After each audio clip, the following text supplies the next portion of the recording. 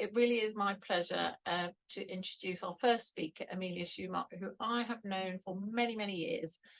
So Amelia, I've got rather a lengthy intro for you here.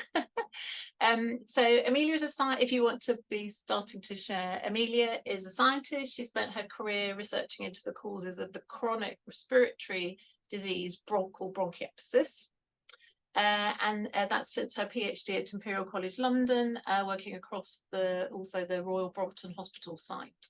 She has a specialist interest in an inherited form of bronchiectasis, which is a ciliopathy disorder that's called primary ciliary dyskinesia, PCD. She set up and led a nationally funded laboratory for the diagnosis of PCD, which she led for 10 years. In London, and she led on much of the genetic discovery to reveal the molecular causes of PCD, and she still maintains a part-time role at the Royal Brompton, working to improve PCD diagnosis, including by 3D imaging and artificial intelligence. She's the chair of the PCD Diagnostic Guidelines Committee, but in 2017 she moved to the University of Dundee, where she's a professor of respiratory research, and she joins us from Dundee, where she runs a research programme together with James Chalmers on lung inflammation and infection in bronchiectasis, with Amelia's team specialising on the role of cilia in these airway diseases, and that involves her being a lead within the EMBARC, European Bronchiectasis Registry. She's also co-chair of the BEAT PCT, European Respiratory Society Clinical Research Collaboration. She's a founder of our current ClinGen motile ciliopathy gene curation expert panel. So we're very, and she's also importantly on the science panel for Ciliopathy Alliance, and we have several science panel members here on the call. So we're very excited to hear from Amelia about cilia and ciliopathies. Thanks, Amelia. Thank you, Hannah, and thanks to Hannah and to Fiona for asking me to give this overview of cilia and ciliopathies. As you can probably gather from Hannah's introduction there, my speciality is in motile ciliopathies, so I'm going to try and cover sort of basic biology and broad spectrum of cilia in cilia diseases, but I apologise if it's a bit motile cilia heavy. So starting from the basics, what are cilia? They're small, tiny hair-like projections that are on almost every cell of our body. And you can have one per cell or you can have many per cell. They can move and they can not move. But at some point, almost every cell, with the exception of maybe red blood cells, have a cilium or a modified cilium. They were first described by this guy with the cool haircut, which is Anthony van Leeuwenhoek, who invented one of the first microscopes. And when he did that, he put these little tiny single-celled creatures under the microscope, and he could see these sort of feathery edges to them which were moving, and that was their cilia, and that helps them to move around. So that was the first time cilia were seen and described. And I think it's quite important because cilia are actually in these tiny little single cell organisms, and they're in people, and they're in lots and lots and lots of creatures in between. So they're very evolutionarily conserved, and that actually can help us in our cilia research because we can use single cell organisms to find out what's going on. But it also means that if they're very evolutionary conserved, so they've been in so many creatures, then it usually means that they're very important, and they're very important for functioning.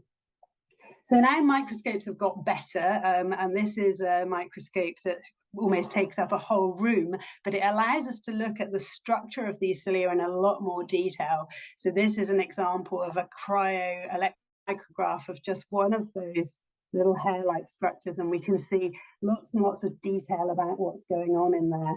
And if you look at, and this is a paper that was published by Alan Brown at Harvard and by Hannah a few months ago, I think, and you can see even these tiny little pieces of the cilium you can see in a lot of detail now. So we're in a situation where we can learn a lot more about how cilia work and what they do. So the fundamental structure of cilia is this ninefold symmetry. And that's quite interesting because there's very few structures in biology that have ninefold symmetry. There's lots of things that have fourfold symmetry or twofold symmetry, but ninefold symmetry is really specific to the cilia and the flagella, which are the single motile cilia of the world. And they have these 9 microtubular doublets, which go all the way up through the cilium, and then some of them have also a central pair. This is a motile cilium, so it's one that moves, and as a result, and part of the structure of that are these dynein motor proteins. So these are the dynein motors that make the thing beat backwards and forwards. As well as the internal structure of the cilium, there's also things on the membrane of the cilium which affect the way it works. So receptors that detect things like movement around them and chemicals, and also channels that can move things in and out of the cilium. And then down the bottom here is this important area where things move between the cilium and the cell. And part of this is intraflagellar transport. So these are particles which move up and build the cilium and move things up and down. So it's quite a complex thing for something that looks like a little hair. And there's over 800 proteins that make up the cilium, that form it and form part of this structure. So there's lots and lots of different ways in which they can work and lots of different ways in which they can go wrong. These are the 4 main groups of cilia that we see in the body, and they've adapted for their different functions. And I'm just going to go through and talk about each one of these types with an example of where it is in the body, what the function is, and what happens when it goes wrong. So first of all, non-motile cilia. These are these single cilia that that are on the cell at some point And a good example of this is in the kidney. And in the kidney, these cilia detect with polycystin 1 and polycystin 2.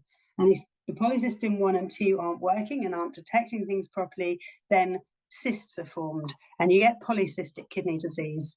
And polycystic kidney disease is actually quite a common condition, affects between 1 in 500 to 1 in 1,000 people. And there can be 2 different types: a type that's inherited dominantly, so passed down through families, or inherited in a recessive way. But both lead to these big cysts forming in kidneys, enlarged kidneys, and cystic kidney disease. They also have non-motile, which are modified in our eyes. So this is a rod cell, which is one of the cells of the eyes which detects light. And part of this cell is a modified cilium. And when these cilium don't work properly and are broken down and unable to signal, then there's a slow loss of sight. And this is called retinitis pigmentosa.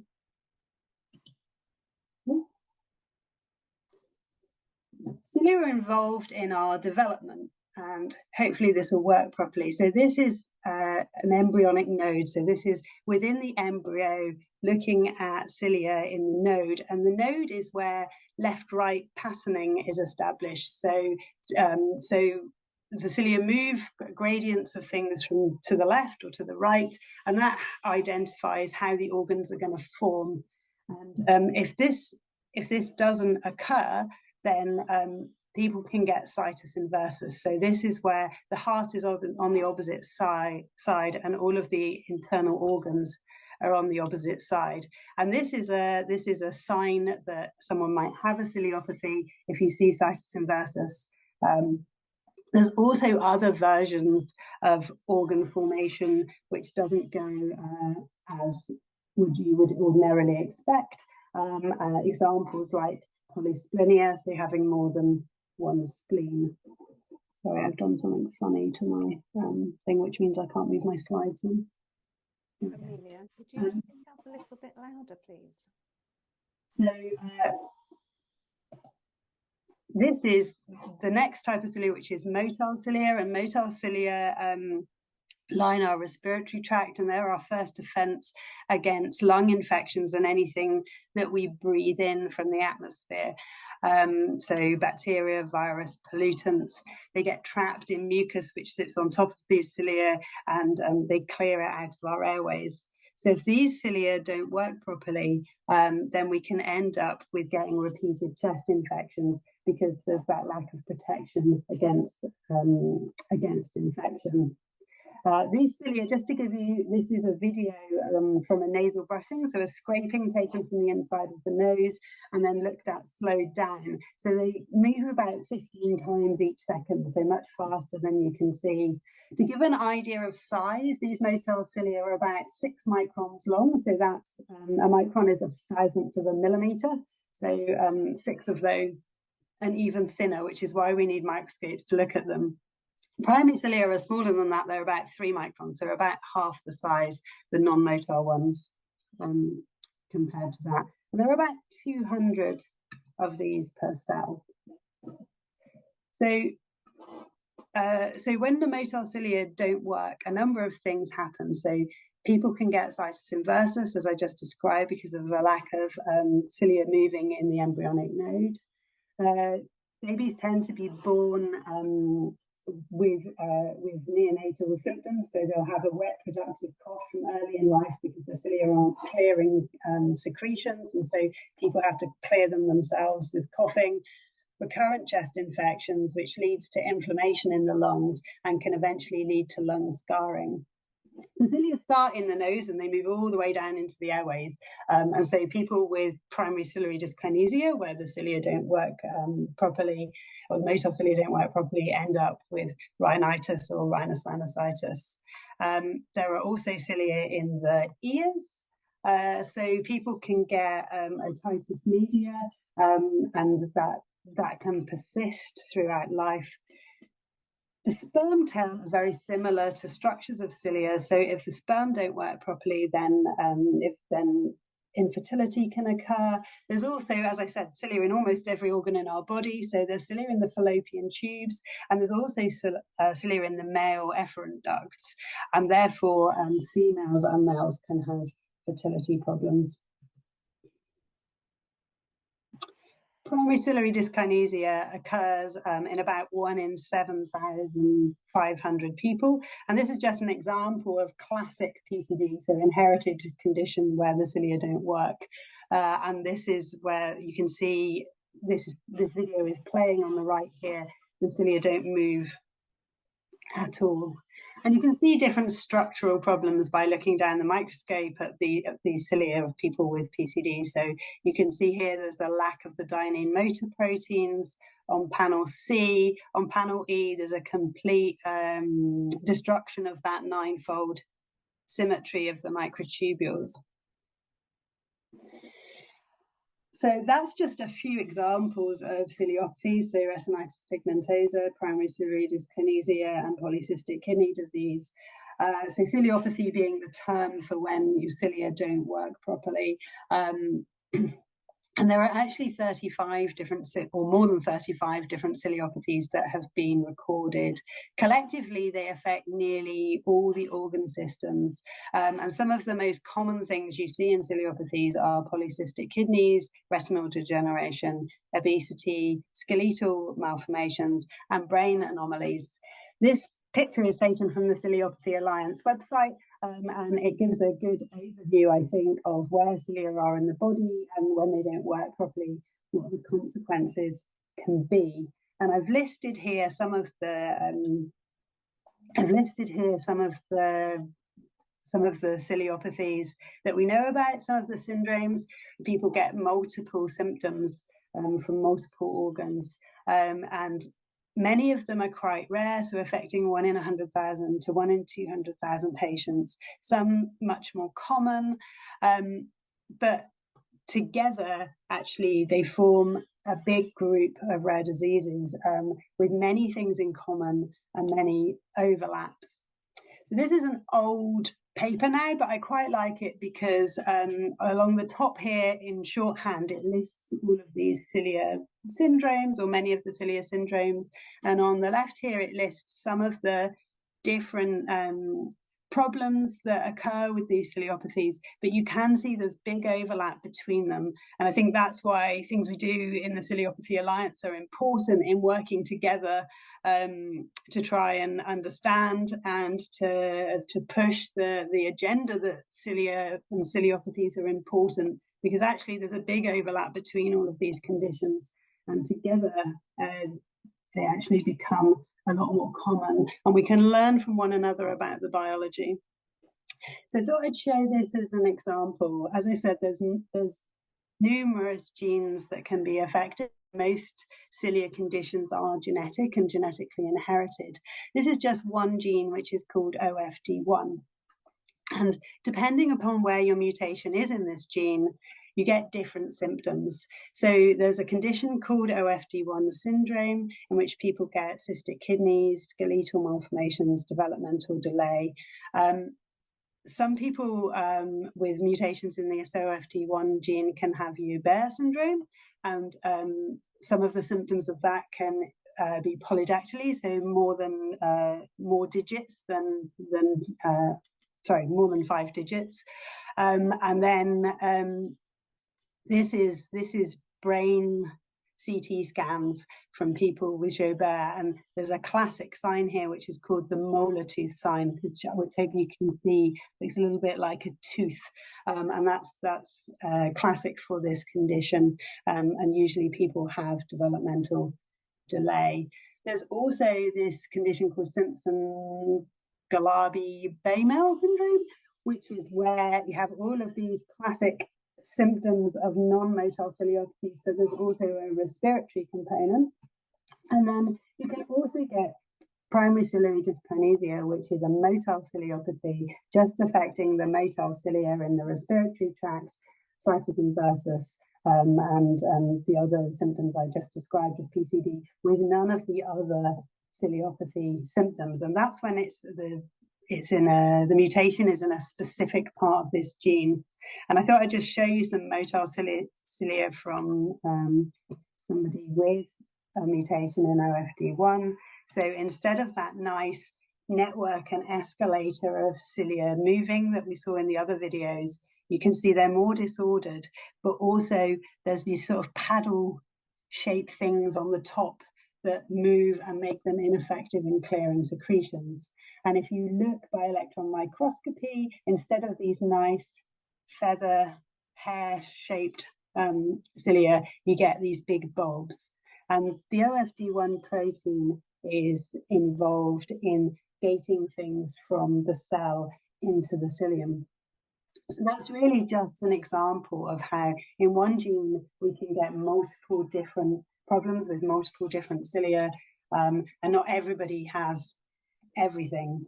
And genetics has really widened our understanding of all of the cilia disorders. This is gene discovery for motile ciliopathies and PCD.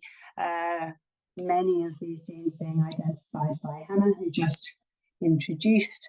You can see that there's lots and lots of different genes that can cause motile ciliopathies, and more still that cause the wide range of ciliopathies we know about.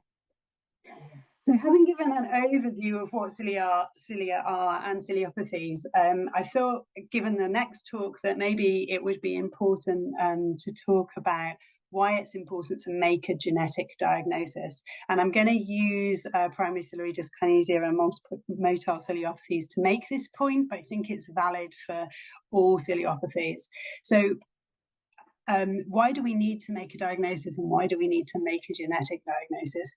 Well, to start with, in order to start appropriate management, and starting appropriate management early can impact on disease progression. And for PCD, that's starting physiotherapy to do the job of the cilia and clear secretions, potentially making those secretions thinner and easier to clear, and then giving prompt antibiotics for chest infections, because the cilia aren't going to clear the infection like they should do. So treating with antibiotics promptly stops damage being done to the lungs.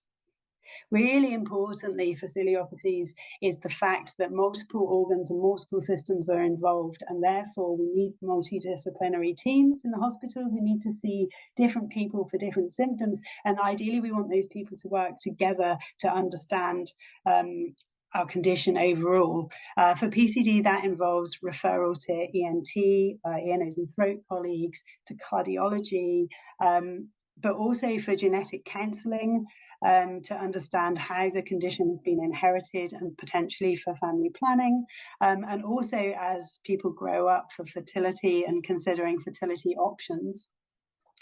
We know this is data from EMBARC, which is a big European consortium of bronchiectasis. So this has got 16,000 people which have got bronchiectasis, which is the scarring of the lungs that occurs due to PCD, but can also occur due to lots of other conditions, and can just occur due to having had a bad infection.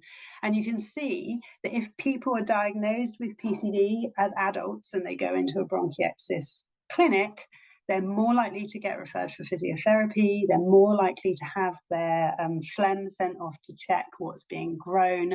They're more likely to have any bugs found attempted to be eradicated with antibiotics. And these are all the care standards that are recommended by the European guidelines and by the British Thoracic Society guidelines for anyone with bronchiectasis. But as soon as you have a diagnosis of PCD, then people take you more seriously. So I think that's important.